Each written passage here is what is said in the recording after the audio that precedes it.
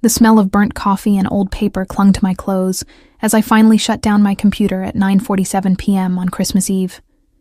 My fingers ached from typing briefs all day, and my eyes burned from staring at legal documents until the words blurred together.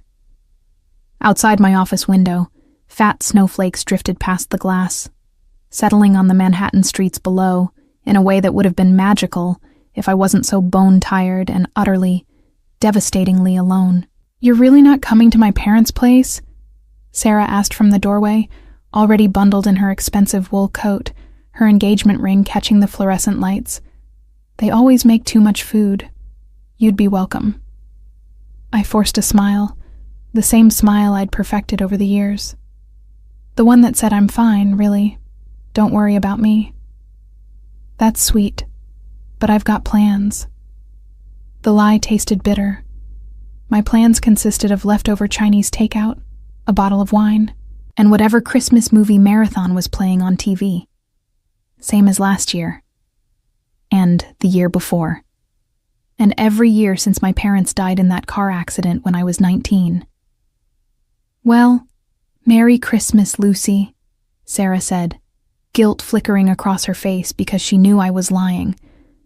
But not enough guilt to push harder. No one ever pushed harder. "Merry Christmas," I replied, already pulling on my own considerably less expensive coat. The law firm was nearly empty, just a few associates like me who'd drawn the short straw on the Patterson case. I grabbed my bag, checked that I had my phone, and headed for the elevator. The building was one of those old Manhattan structures with character, which meant the heat was temperamental, and the elevator creaked ominously as it descended. My phone buzzed. The Uber I'd requested was here. Black sedan, license plate ending in 4XJ. I pushed through the lobby doors into the frigid December night, my breath forming clouds in front of my face. The street was quieter than usual. Most people already home with their families, their trees, their traditions. There. A black sedan idling at the curb. I squinted at the license plate through the falling snow. The numbers were hard to make out, but it ended in what looked like a J. Close enough. The driver hadn't gotten out to open the door, which was fine by me. I was perfectly capable of opening my own door.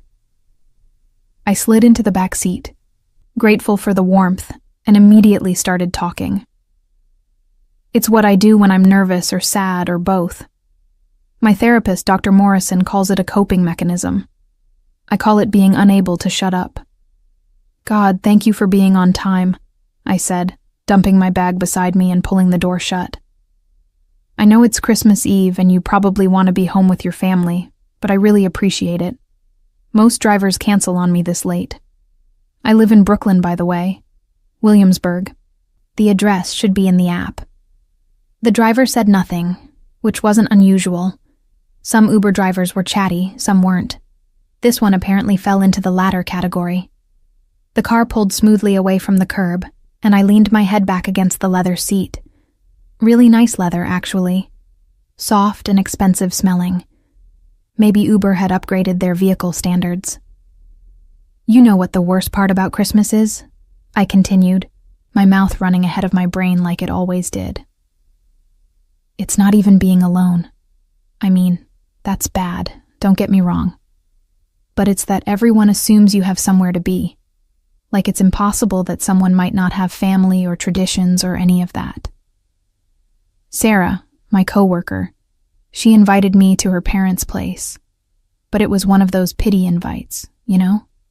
Where they feel bad for you, but not bad enough to actually want you there. I watched the snow falling outside, the city lights blurring into golden streaks. My parents died 6 years ago. Car accident on the way to visit me at college. And I don't have siblings or aunts or uncles or anyone. It's just me. Every single holiday. Just me.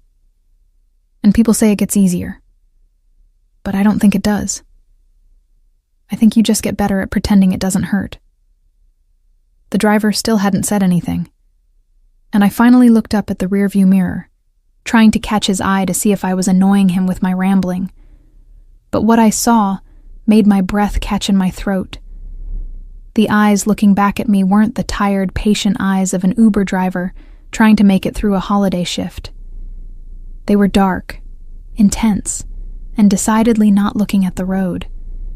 They were looking directly at me through the mirror, and there was something in that gaze that made every nerve in my body suddenly alert. "You're not my Uber driver," I said, the words coming out smaller than I intended. "No," a deep voice replied, rich with an accent I couldn't quite place, but that sent shivers down my spine for reasons that had nothing to do with the cold. "I'm not." My hand flew to the door handle, but the car was moving too fast now, weaving through traffic with practiced ease. Panic clawed at my throat, every true crime podcast I'd ever listened to flooding my mind at once. "Let me out. Please, I'm sorry. I got in the wrong car. Just let me out and I'll get another ride." "Lucy Lawson," he said, and hearing my name in his mouth made my blood run cold. How did he know my name? Criminal defense attorney at Morrison & Associates, graduated top of your class from Columbia Law, lives alone in a fourth-floor walk-up in Williamsburg, no family, no boyfriend, works 80-hour weeks and eats too much takeout. My heart was hammering so hard I could hear it in my ears. "How do you know all that? Who are you?" The car slowed slightly, and for the first time, he glanced back at me over his shoulder. The face that went with those intense eyes was almost unfairly handsome.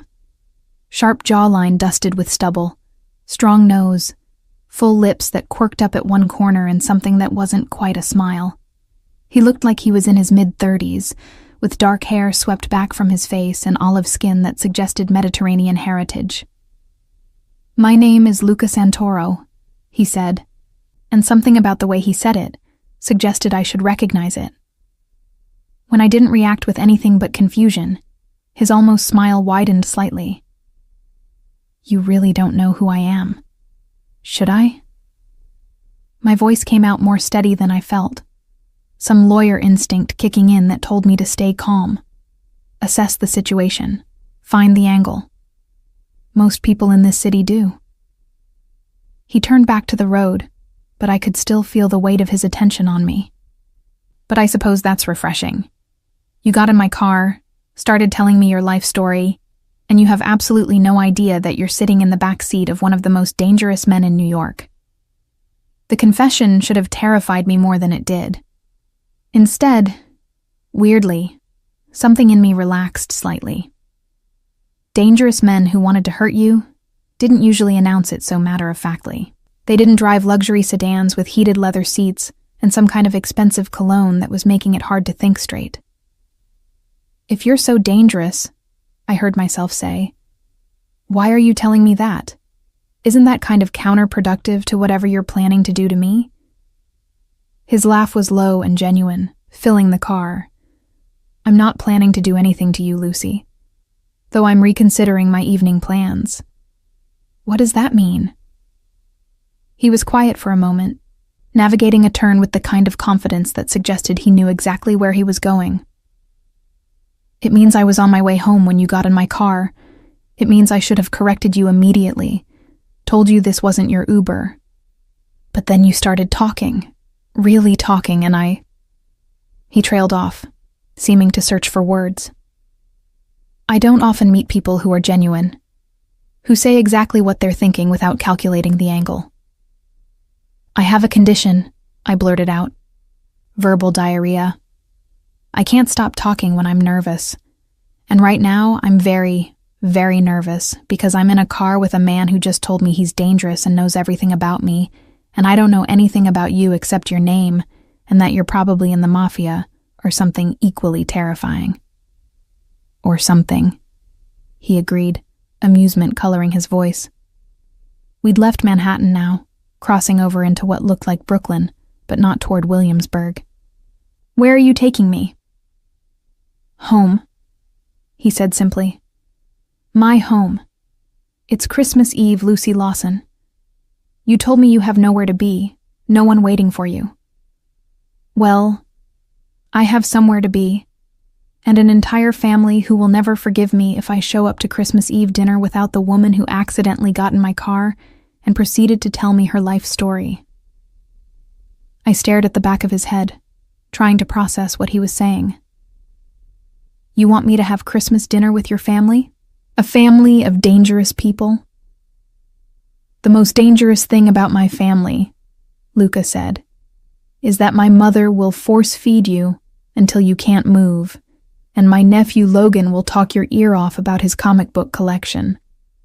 Though actually, given your apparent need to fill silence with words, you two might get along perfectly. Despite everything, despite the absolute insanity of this situation, I felt something warm unfurl in my chest. You want me to come to your family Christmas dinner. Me, a complete stranger who got in your car by mistake. You're not a complete stranger anymore, he pointed out. I know you're lonely. I know you lost your parents too young. I know you work yourself to exhaustion to avoid going home to an empty apartment. And I know that no one should be alone on Christmas Eve, especially not someone who talks to strangers in cars because she's so desperate for human connection that she'll take what she can get, even if it's from an Uber driver who isn't actually an Uber driver. The observation was so accurate, so painfully precise, that I felt tears prick my eyes. That's not fair. No, he agreed, his voice gentler than before. It's not. But neither is spending Christmas Eve alone when you don't have to. My mother, Loretta Santoro, she has a saying, the table is always bigger than the family. There's room for you, Lucy, if you want there to be. I should have said no, should have insisted he take me home, should have called the police or jumped out at the next red light or done literally anything other than what I did, which was whisper, okay? Okay? He glanced at me in the mirror again, and this time there was something like satisfaction in his dark eyes. Okay, I said more firmly. But if your family turns out to be serial killers or something, I'm going to haunt you in the afterlife and never shut up. His laugh filled the car again. Noted. Though I should warn you, Lucy Lawson, once you sit at the Santoro table, once you break bread with my family, you become part of it. We don't let people go easily. The words should have sounded like a threat. Instead, they sounded like a promise. And as we drove through the snowy Brooklyn streets toward whatever waited for me at the end of this bizarre Christmas Eve, I realized I wanted to find out what being part of something meant. Even if that something came with danger and intensity, and a man whose eyes seemed to see straight through every defense I'd ever built. My phone buzzed in my pocket. Probably the actual Uber driver wondering where I was. I ignored it. For once in my carefully controlled life, I was choosing the wrong car. And somehow, it felt exactly right. The Santoro house wasn't what I expected. I'd been imagining something out of The Godfather. Maybe a dark, imposing mansion with guards at the gate, and an air of barely concealed menace. Instead, Luca pulled up to a beautiful brownstone in Carroll Gardens, its windows glowing with warm light, a wreath hanging on the door, and what sounded like a full orchestra of voices and laughter spilling out into the quiet street. That's my family, Luca said, killing the engine and turning to face me properly for the first time. Up close, he was even more devastating. Those dark eyes held flecks of amber in the streetlight, and there was a scar, barely visible along his left cheekbone. Last chance to run. You say that like I'd get very far, I replied, trying to keep my voice light despite my hammering heart. His smile was slow and dangerous. Smart woman. Before I could respond, the front door burst open and a tiny tornado of a woman came barreling down the steps, arms already spread wide. She couldn't have been more than 5 feet tall, with silver-streaked dark hair pulled back in a bun and an apron that declared, "Kiss the cook, or she'll tell your mother." Luca, finally, we were about to send a search party. She stopped short when she saw me emerging from the passenger side, her dark eyes, so like her son's, going wide. Then her face split into the most genuine smile I'd seen in years. "And who is this beautiful girl?" "Mama, this is Lucy Lawson," Luca said, moving around the car to stand beside me in a gesture that felt oddly protective. "She accidentally got in my car thinking I was her Uber driver. I invited her for dinner." Loretta Santoro looked between us, something knowing and delighted sparking in her expression. Accidentally, of course. How perfectly convenient.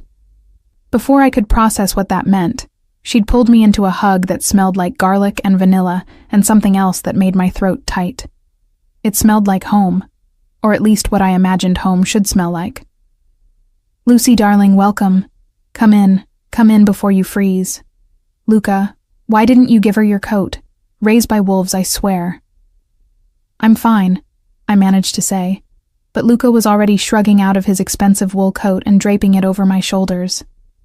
It was warm from his body heat and smelled like that cologne I'd noticed in the car. Cedar and something darker, richer, that made my head spin slightly. "Thank you," I whispered. His hand lingered on my shoulder for just a moment. "You're welcome." Inside, the house was organized chaos. The hallway was lined with photos spanning generations, the air thick with the scent of cooking food that made my stomach growl embarrassingly loud. From deeper in the house, I could hear multiple conversations happening simultaneously, laughter, and what sounded like an argument about proper tomato sauce technique. "Luca's home," Loretta bellowed in a voice that absolutely did not match her tiny frame, and suddenly I was surrounded. First was an older man with salt and pepper hair and kind eyes, who introduced himself as Antonio, Luca's father. Then his sister Sophia with her husband Marco, his brother Nico with his wife Gabriella, and approximately 15 cousins whose names flew by too fast for me to catch, though I was introduced to each one with genuine warmth. But it was Logan who stopped me in my tracks. He was maybe 7, with dark curly hair and missing his 2 front teeth, and he marched right up to me with the confidence of someone 3 times his age. "Are you Luca's girlfriend?" he demanded. "Logan!" Sophia, apparently his mother, looked mortified. "What?" "Nona said we should ask direct questions." He turned back to me, expectant. I glanced at Luca, who was watching this exchange with barely concealed amusement. No. I'm just someone who got in the wrong car." Logan's eyes went wide. "Did you get kidnapped? That's so cool. Luca, did you kidnap her?" "I did not kidnap anyone," Luca said firmly, but his lips twitched. "Lucy is our guest for Christmas Eve dinner. Be nice to her, or Nona will make you wash all the dishes." The threat worked. Logan immediately offered me his hand. "I'm Logan Anthony Ricci, and I'm 7 3/4. I like Spider-Man and mac and cheese, and I'm going to be a lawyer when I grow up, just like Uncle Luca." Well, not exactly like Uncle Luca because Mama says that would give her a heart attack, but the good kind of lawyer who helps people. His earnest little face made something in my chest crack open. "I'm a lawyer," I said, shaking his small hand seriously. "I help people too." His eyes lit up. "Really? Do you know about constitutional law? Because I have questions about the 4th Amendment and whether it applies to parents searching your room without permission." "Logan," Sophia warned, "it's a legitimate legal question, Mama." I couldn't help but laugh, the first genuine laugh I'd had in weeks. "Tell you what, we can discuss it after dinner. I have some thoughts on the reasonable expectation of privacy in a minor's bedroom." Logan looked at me like I'd just offered him the moon. "She's my new favorite person," he announced to the room at large. "Get in line, kid," Nico called from where he was setting the table. I saw her first," Luca corrected, his voice carrying an edge that made everyone go quiet for a beat. Then he smiled, and the tension broke. "But we can share. It's Christmas after all." Loretta ushered me into the kitchen, which was approximately the size of my entire apartment and smelled like heaven. There were multiple pots bubbling on the stove, something in the oven that made my mouth water, and what looked like enough food to feed a small army. "You cook?" she asked, handing me a glass of red wine without asking if I wanted it. "Not really," I admitted. "I mostly survive on takeout and whatever I can microwave." She looked genuinely pained. "Luca, this poor girl is starving." "No wonder she's so skinny. Sit, sit." She practically pushed me into a chair at the large kitchen table. "You'll eat, you'll talk. You'll tell me how you really met my son, because I know it wasn't just an Uber mix-up." I glanced at Luca, who had leaned against the counter, arms crossed, watching me with an expression I couldn't quite read. "It actually was," I said. "I got in his car by mistake and started rambling about how I hate Christmas because I don't have any family, and..." I stopped, realizing what I'd just said. "I'm sorry. That was insensitive. You have a lovely family." No, darling." Loretta's hand covered mine, warm and soft and calloused from years of cooking. "You spoke the truth, and truth is always welcome at this table. No family?" Her eyes shone with sympathy. "What happened?" So I told them. About my parents' accident, about being an only child with no extended family, about how I'd thrown myself into law school and then worked to avoid the grief, and how somewhere along the way I'd forgotten how to let people in. The words poured out of me like they had in Luca's car, but this time it didn't feel like verbal diarrhea. It felt like relief. Loretta listened to every word, her hand never leaving mine. When I finished, she stood, walked around the table, and pulled me into another fierce hug. "Well, now you have family. The Santoros adopt strays, isn't that right, Luca?" "That's right, Mama," he said softly, his eyes never leaving my face. "But we should probably tell her what she's being adopted into," Antonio said from the doorway, his tone gentle but serious. "It's only fair." The temperature in the room shifted slightly. Loretta released me and stepped back, exchanging a look with her husband that communicated volumes without words. "Papa's right," Luca said, pushing off the counter and moving to stand beside where I sat. "Lucy, you asked me in the car if I was in the Mafia. The answer is complicated." My heart picked up speed again, but I forced myself to stay still, to listen. This was what I did, after all. Listen to people confess complicated things and help them navigate the legal consequences. "My grandfather came to this country with nothing," he continued. "He built a business, an empire really, but he did it by making deals with people who operated outside the law. Some of those debts, those obligations, they passed down to my father. And then to me. Luca runs several legitimate businesses now," Antonio added. "Restaurants, import-export, real estate. But the old connections, they don't just disappear. And some people, they don't want to let go of the old ways." "The Morettis," I said, the name coming to me from somewhere. I'd heard it before, whispered in courthouse hallways, mentioned in sealed case files. "They're a crime family." "They are," Luca confirmed, "and they've been trying to undermine our legitimate businesses for years, trying to pull us back into the old wars, the old ways. My family wants out, Lucy. We want to be clean, but the Morettis, they see that as weakness. They're planning something, and we need help building a case against them that will stick. Legal help." Understanding dawned. "You didn't just randomly invite me to Christmas dinner. You want to hire me." "No," he said firmly, crouching down so we were at eye level. "I invited you because you were alone on Christmas Eve, and so was I, in all the ways that matter. This," he gestured around the crowded, noisy kitchen, "this is my family, my heart. But I'm lonely too, Lucy. Surrounded by people who love me but can't understand the weight I carry. And then you got in my car and started talking, really talking. Not at me or around me, but to me. and I thought. He paused, seeming to search for words. I thought maybe I'd found someone who could understand. But you do need a lawyer, I pressed, needing to understand the full picture. We do, he admitted. But that's separate. Tomorrow, if you want, we can talk about the Morettis and legal strategy and all of that. Tonight, you're just Lucy, and I'm just Luca, and we're having Christmas Eve dinner with my loud, overbearing, wonderful family, okay? I should have run, should have called a real Uber and gotten out of this situation before it got more complicated.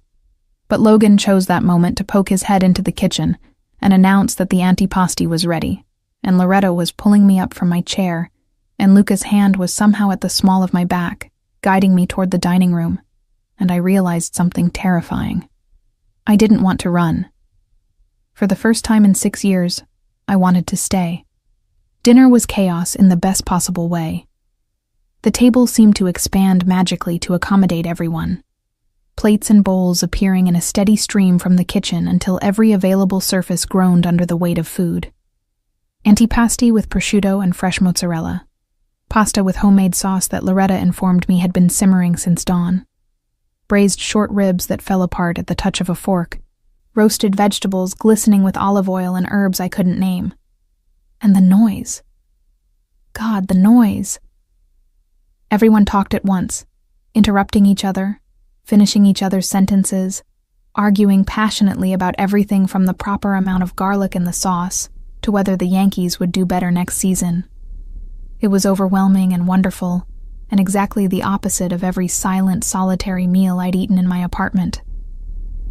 Luca had positioned me between himself and Logan, which I suspected was strategic. Logan peppered me with legal questions between bites of pasta, while Luca quietly made sure my wine glass stayed full, and that I got portions of everything before the serving dishes emptied. So the exclusionary rule, Logan said with the gravity of someone discussing matters of national importance. Does that mean if the police search your room without a warrant, they can't use what they find against you in court? Generally, yes, I said, trying not to smile at how seriously he was taking this. Though there are exceptions.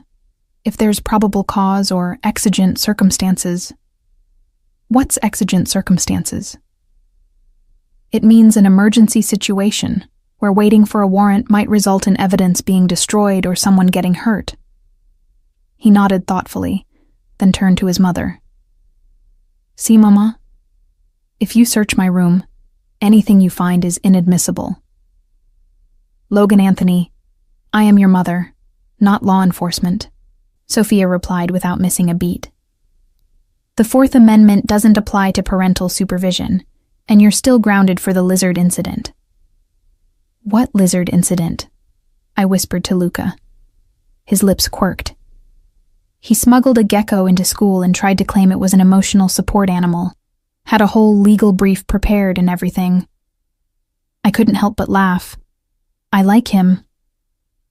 He likes you too, Luca said, his voice dropping lower so only I could hear.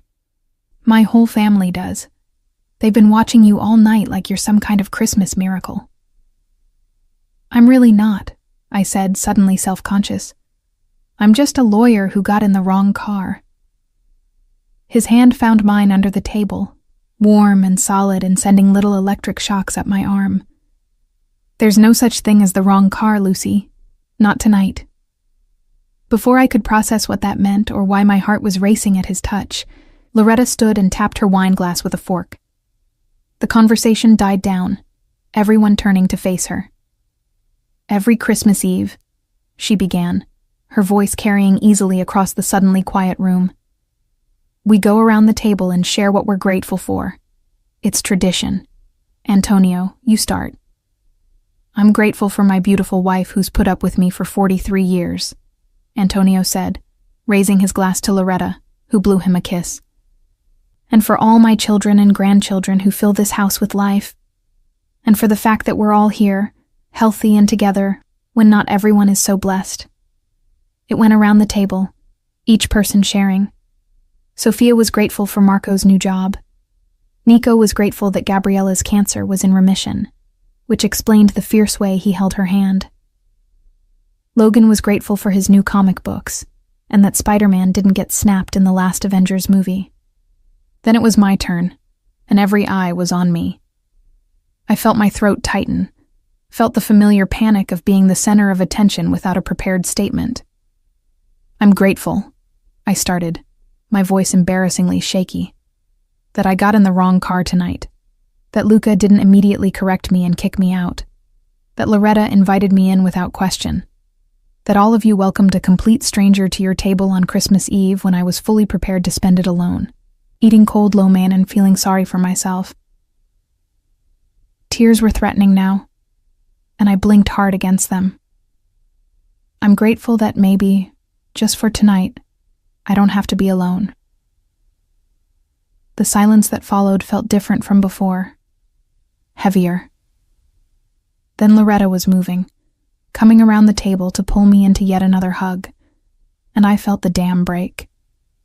6 years of carefully controlled grief spilled out in that warm kitchen, and I cried into this tiny Italian woman's shoulder while she murmured comfort in a mix of English and Italian and stroked my hair like I was one of her own children. When I finally pulled back, mortified, I found every person at the table looking at me with something like understanding. No pity, just recognition that loss was universal and grief was something you carried together, not alone. "Sorry," I mumbled, accepting the napkin Luca handed me. "God, I'm such a mess." "You're perfect," Logan announced. "Uncle Luca, you should keep her." "Logan!" Sophia's voice carried warning, but Luca was looking at me with an intensity that made my breath catch. "Maybe I will," he said softly. The rest of dinner passed in a blur of dessert, tiramisu and cannoli and biscotti that Loretta packed into containers for me to take home despite my protests.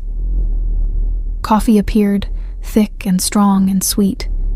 More wine, more stories. Logan eventually fell asleep with his head on the table, and Marco carried him to the living room couch. It was close to midnight when Luca finally stood, offering me his hand. "Come with me. There's something I want to show you." I followed him up the stairs to what was clearly his childhood bedroom, preserved exactly as he must have left it. There were debate team trophies on the shelf, photos of a younger Luca with his siblings, books on law and philosophy and Italian history lining the walls.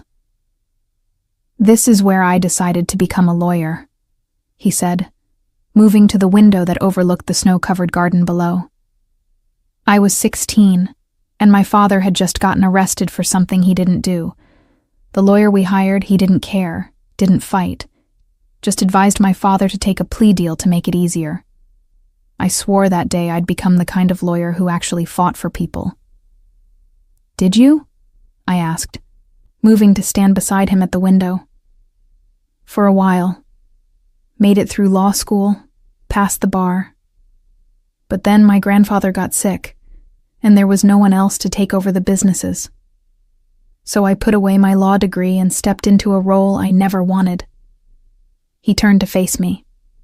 "But I never stopped wanting to help people, to use the law to make things right. That's why when the Morettis started their campaign against us, I started building a case. Slowly, carefully, legally. I have evidence, Lucy. Financial records, witness statements, documentation of their illegal operations. But I need someone who knows how to use it, someone I can trust not to be bought or intimidated." "You want me to take them down," I said, understanding flooding through me. "I want you to help my family go legitimate," he corrected. "The Morettis, they're the last chain holding us to the old ways. Once they're gone, we can finally be clean, truly clean. But more than that," he paused, seeming to struggle with something. "I want you to stay, not just for the case, for you, for me. Because in the 6 hours since you got in my car, you've made me feel more seen, more understood, than anyone has in years." My heart was pounding so hard I could barely hear my own thoughts over it. "Luca, you don't know me. Not really. I'm neurotic and I talk too much and I work too hard and I can't cook and you're brilliant and honest and brave enough to get in a stranger's car and pour your heart out," he interrupted, stepping closer.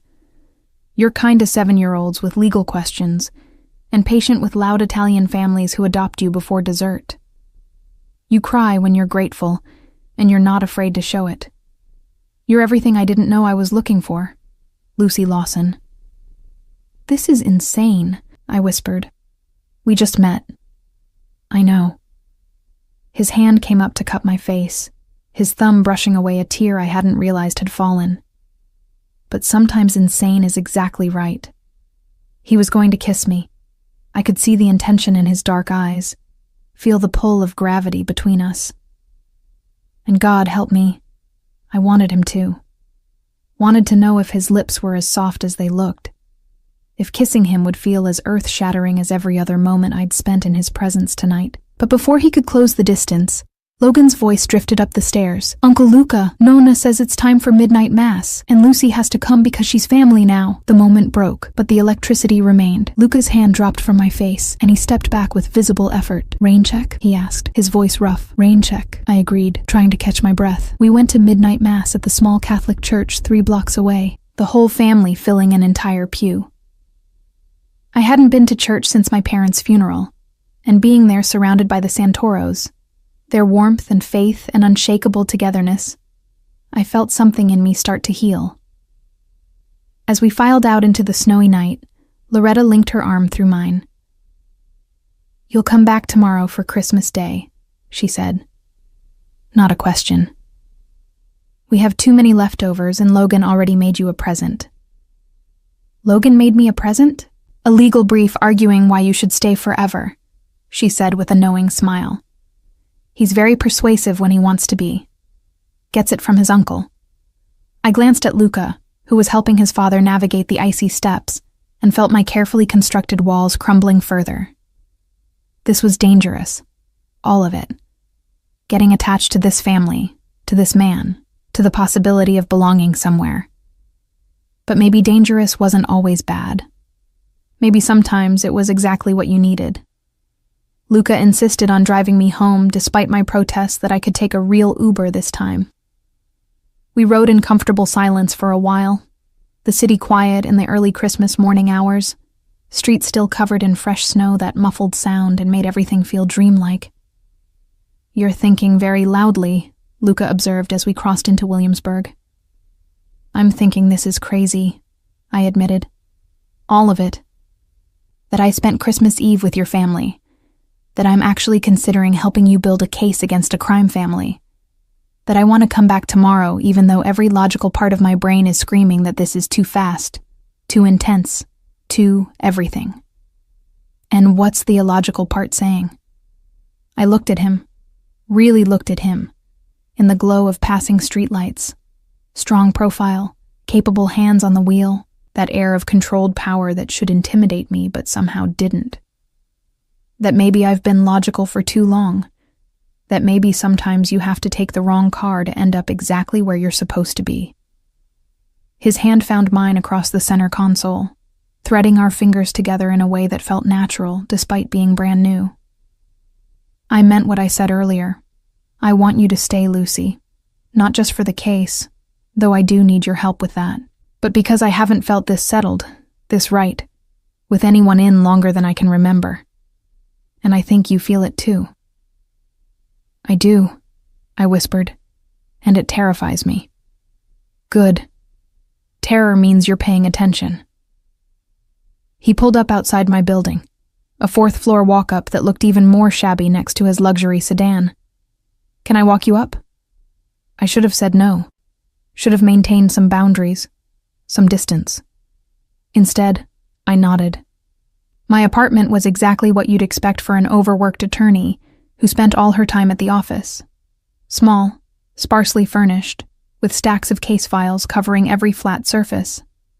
I moved automatically to start tidying, but Luca caught my hand. "Don't," he said. "I don't care about the mess. I care that you're here, safe." His eyes scanned the apartment, and I saw them catch on the peeling paint, the radiator that hissed and clanged, the window that didn't quite close all the way.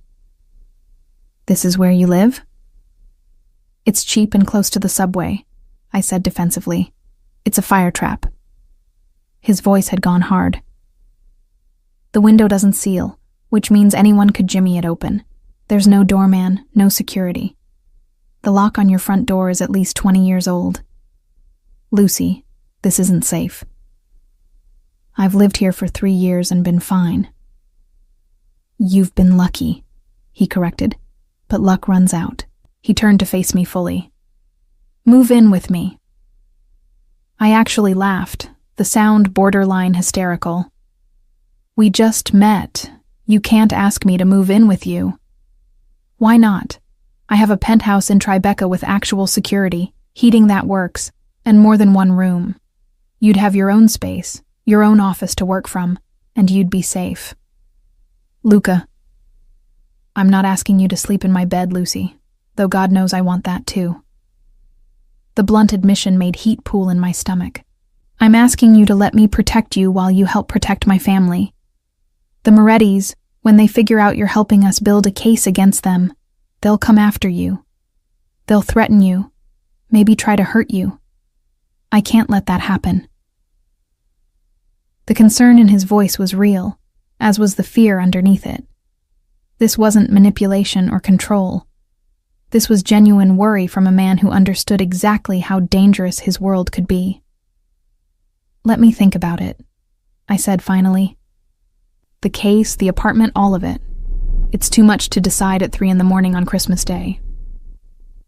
He studied me for a long moment, then nodded. "Okay. But you'll come to my parents' house later today? Logan will be devastated if you don't, and my mother has already set a place for you."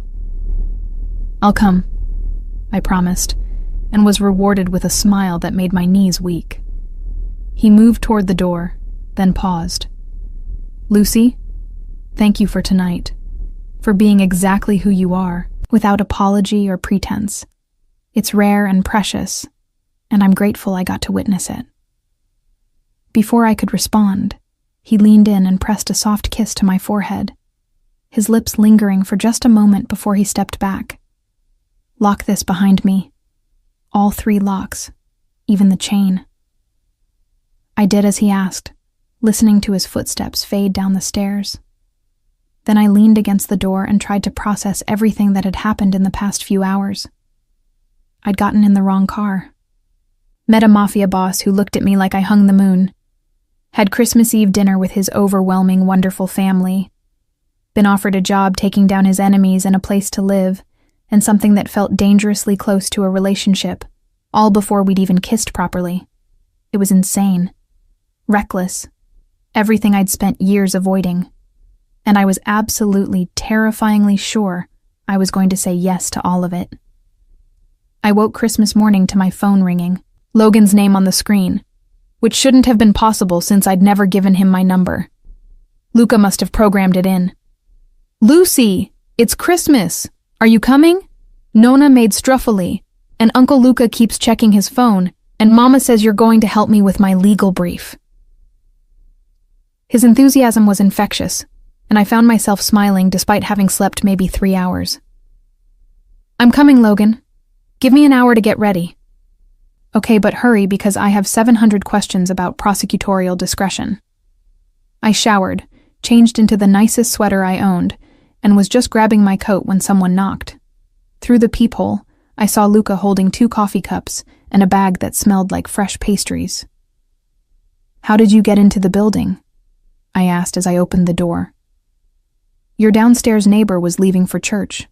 I told her I was your boyfriend bringing you Christmas breakfast. He handed me a coffee, prepared exactly how I'd taken it at his parents' house despite me never telling him. Is that okay? The boyfriend thing?"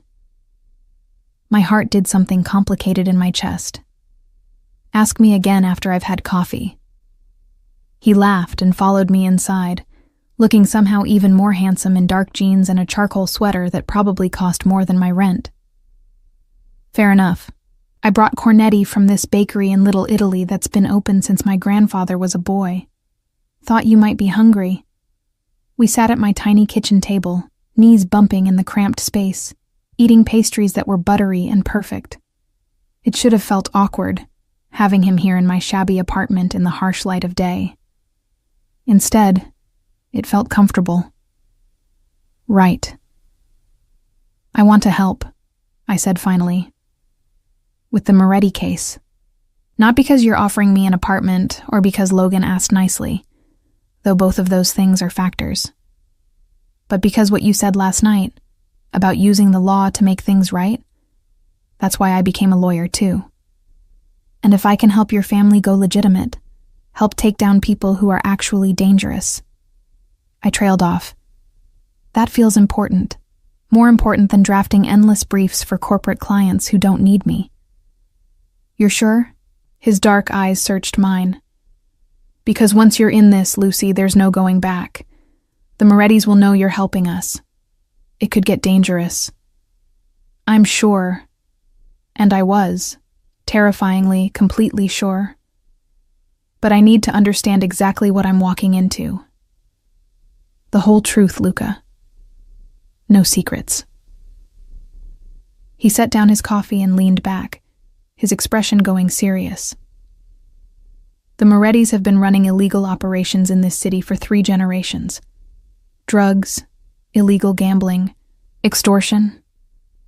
My grandfather, he was part of that world once, but he got out before I was born. Started legitimate businesses, cleaned up the family money. But Dante Moretti, the current head of their family, he sees my success, my father's success, and he wants to drag us back down. Why? Because we're proof you can leave. Proof you can be successful without blood and violence. And that threatens everything he's built his identity on. Luca's jaw tightened.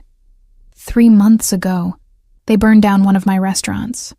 Last month, they threatened my sister, said they'd hurt Logan if we didn't pay protection money. That's when I started gathering evidence. Financial records showing their money laundering. Witness statements from people they've extorted. Proof of their illegal activities that would stand up in court. Where's the evidence now? Safety deposit box at a bank in Queens. Only I have the key.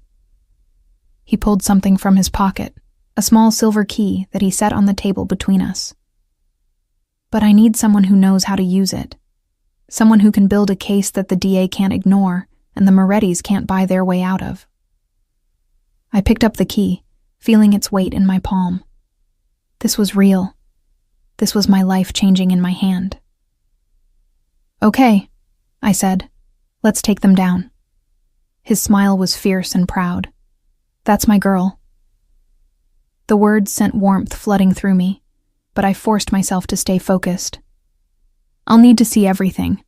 Every document, every witness statement, every piece of evidence you have. And I'll need protection while I work on it. Not because I'm afraid, I added quickly, but because I'm not stupid. If they threatened Logan, they won't hesitate to threaten me. You'll move into my place, he said immediately. Today. We'll get your things and... Whoa. I held up a hand. I said I'd help with the case. I didn't agree to move in with you. Lucy, be reasonable. I am being reasonable. You're the one asking a woman you've known for less than 24 hours to upend her entire life. We stared at each other across the small table, and I watched him wrestle with his instinct to push versus his desire to respect my boundaries. Finally, he sighed. Compromise.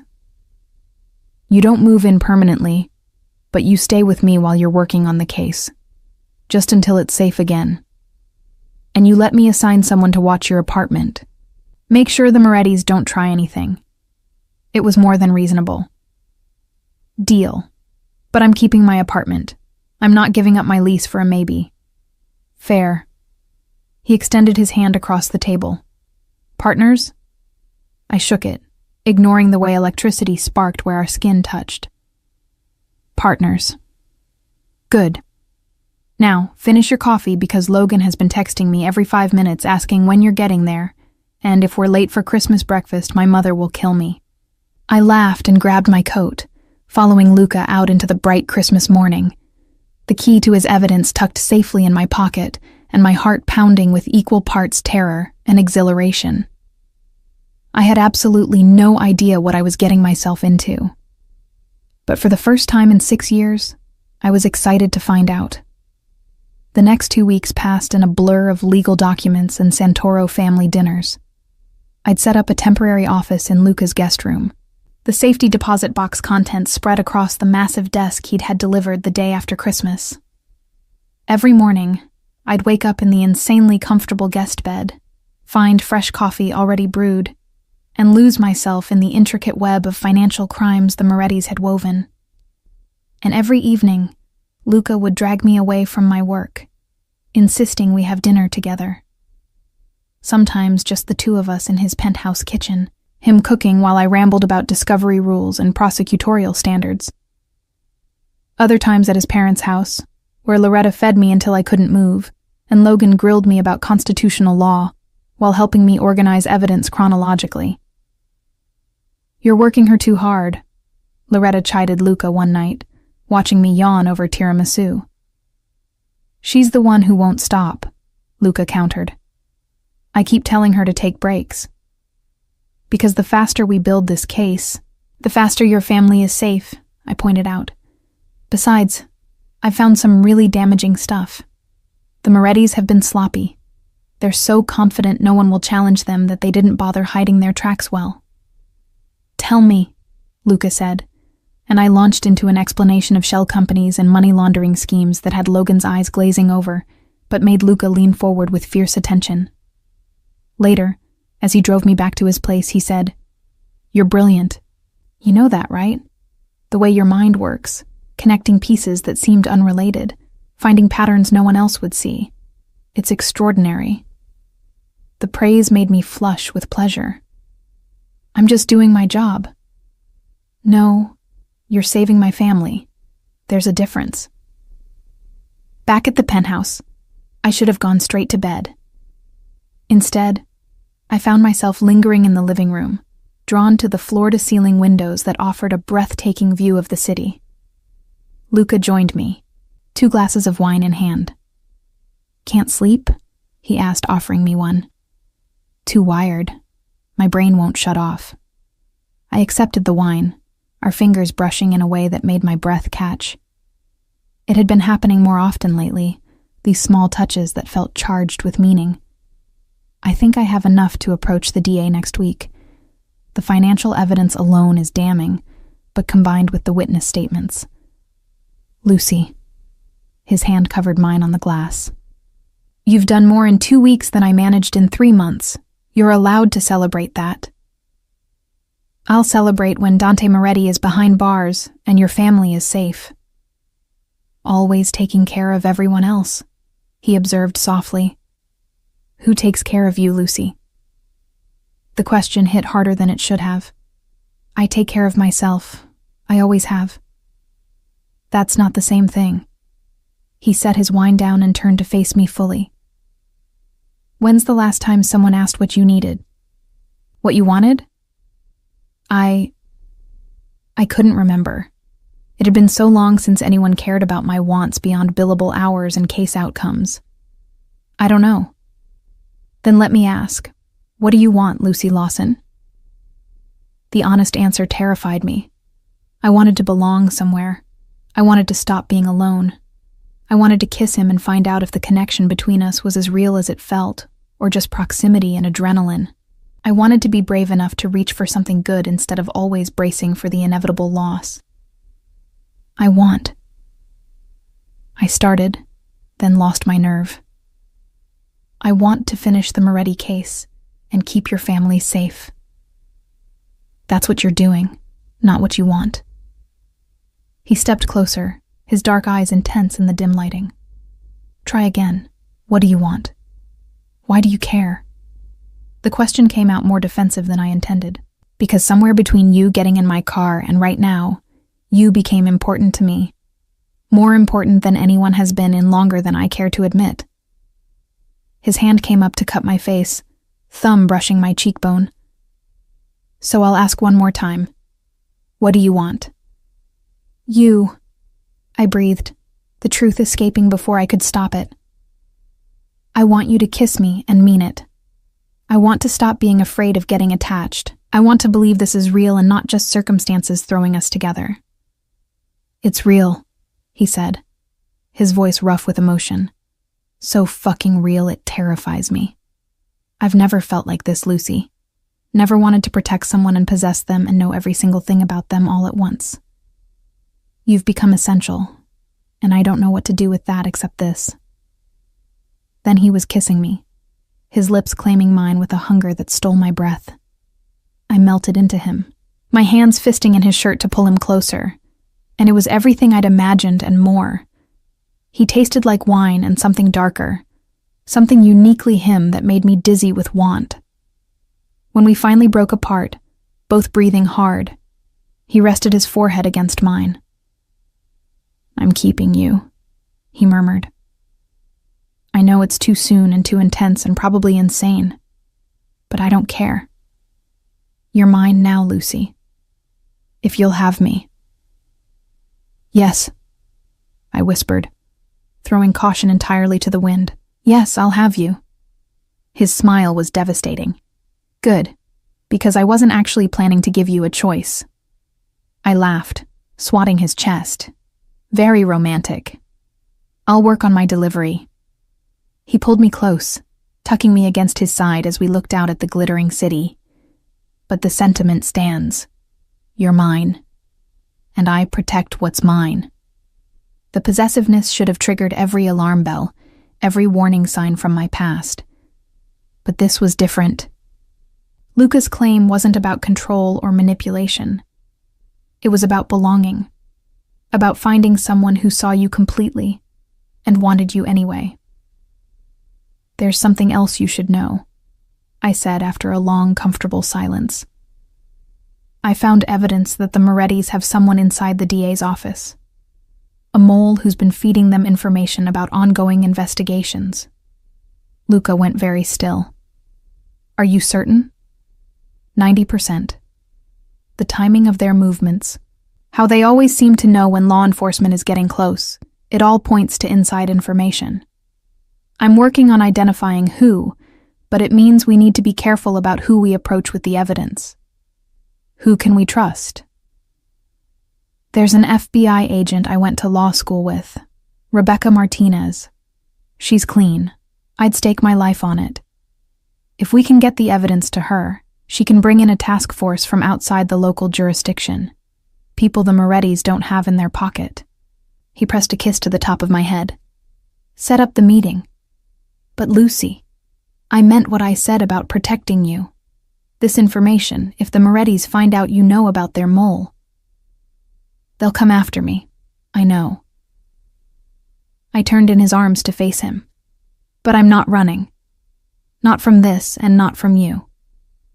That's my brave girl, he murmured, and kissed me again, softer this time, but no less intense.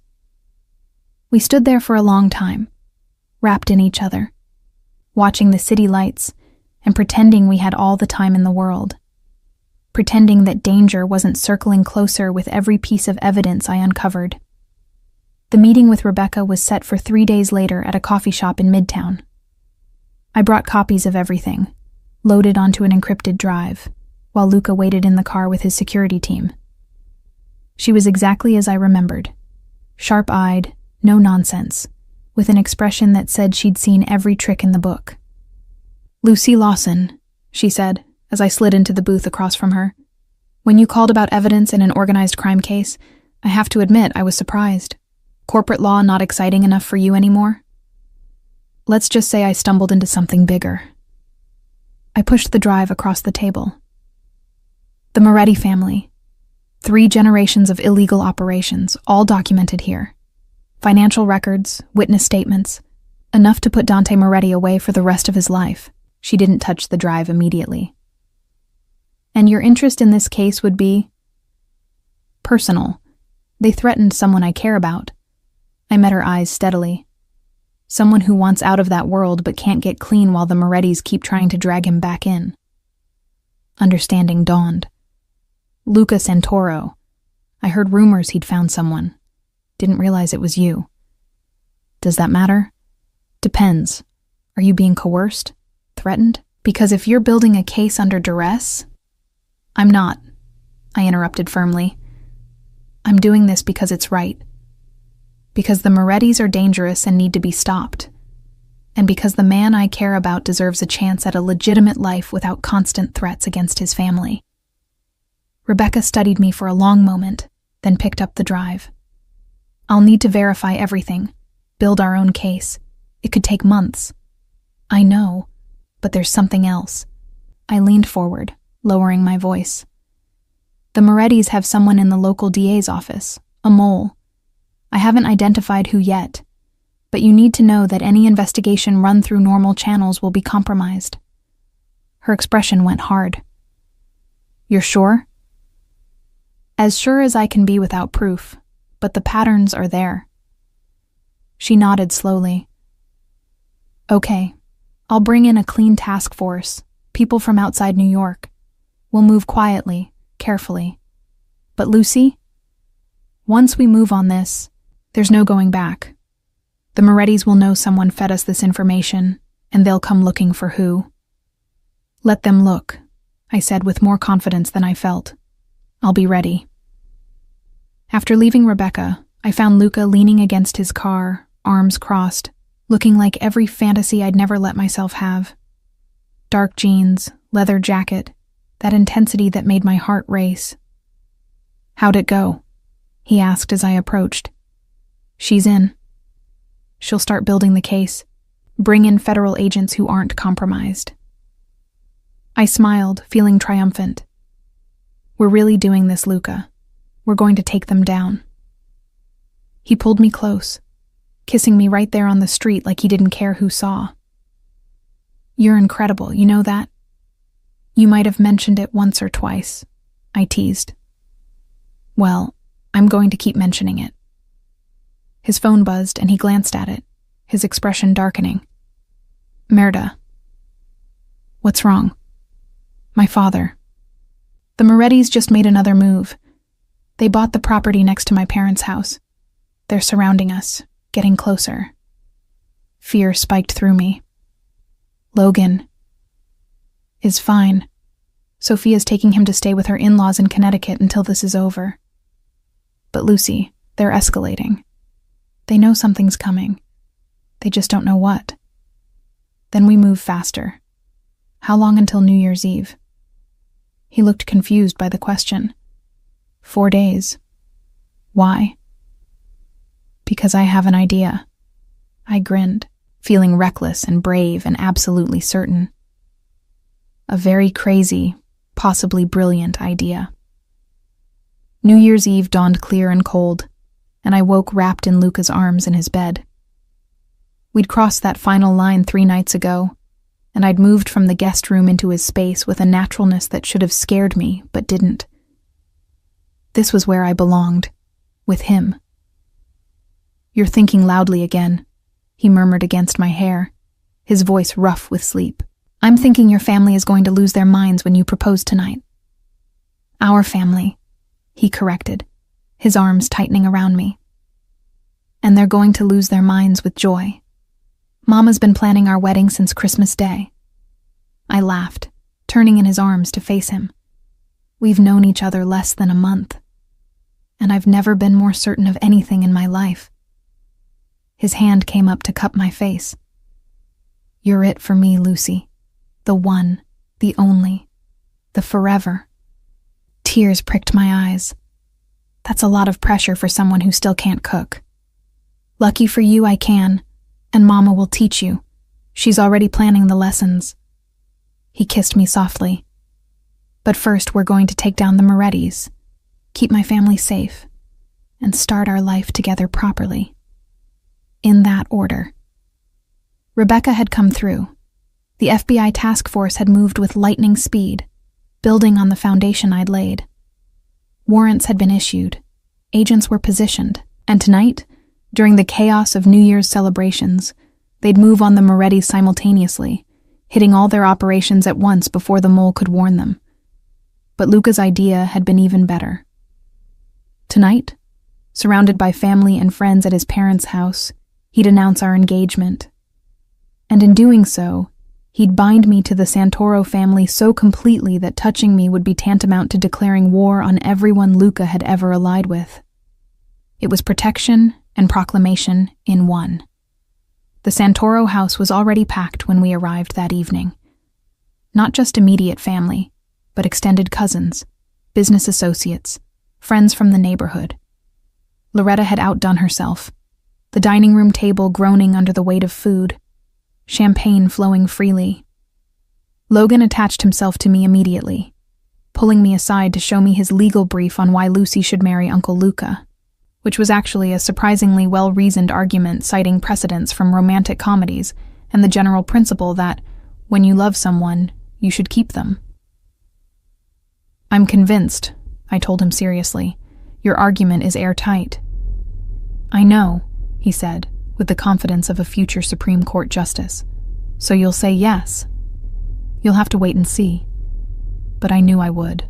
Of course I would. Luca had become my person, my home, my future, all in less than a month, which was insane and perfect and exactly right. As midnight approached, Luca stood and tapped his glass. The room fell silent, everyone turning to face him. He was devastatingly handsome in a dark suit, his eyes finding mine across the crowded room and holding. "Family, friends," he began, his voice carrying easily. "Thank you for being here tonight to celebrate with us. This past month has brought unexpected blessings into my life." His gaze never left mine.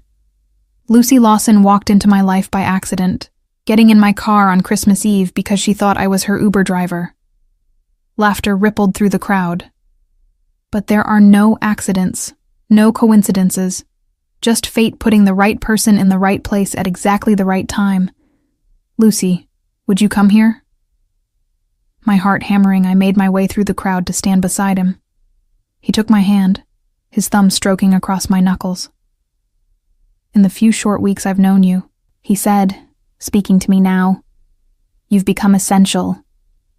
You've shown me what it means to be truly seen, truly known, truly loved without condition or calculation. You've made my family your own, won over my nephew with legal arguments about privacy rights, and somehow made my mother love you almost as much as I do." "Almost," Loretta called out, making everyone laugh again. "So, Lucy Lawson," Luca dropped to one knee, pulling a ring box from his pocket. "Will you marry me? Will you let me spend the rest of my life protecting you, cherishing you, and listening to you talk endlessly about legal precedents I don't understand?" The ring was perfect. Simple, elegant, exactly what I would have chosen if he'd asked. "Yes," I said, my voice breaking with emotion. "Yes, of course, yes." The room erupted in cheers as he slid the ring onto my finger and stood to kiss me, not caring that we had an audience. Logan was jumping up and down, yelling, "I told you my brief would work." Loretta was crying. Antonio was opening more champagne, and my phone buzzed in my clutch. A text from Rebecca. "All targets in custody. Dante Moretti arrested an hour ago. Evidence secured. It's over." I showed Luca, and his relief was palpable. "It's really over," he breathed. "My family's safe. We can finally start clean." "We can start everything," I agreed. The new year arrived in a chaos of champagne and kissing, and Santoro family members taking turns hugging me and welcoming me officially to the family. Logan made me promise to help him with his mock trial team. Sophia invited me to a sister's dinner. Antonio pulled me aside to tell me I was the best thing that had ever happened to his son. And Loretta, she just held my face in her hands and said, "Welcome home, daughter." The next morning, I woke to news alerts about the massive FBI operation that had brought down the Moretti crime family. Dante Moretti and 17 associates arrested, millions in assets seized. The biggest organized crime bust in New York in a decade. "You did this," Luca said, reading over my shoulder. "You saved my family." We did it, I corrected. Together. He pulled me close, pressing a kiss to my temple. Together. I like the sound of that. Good, because you're stuck with me now. Logan's legal brief was very clear on the binding nature of engagement agreements. His laugh rumbled through his chest. Well, if Logan's legal brief says so. 6 months later, I walked down the aisle of the same Catholic church where I'd attended midnight mass on Christmas Eve. Loretta cried through the entire ceremony. Logan was the ring bearer and took his duties with appropriate solemnity.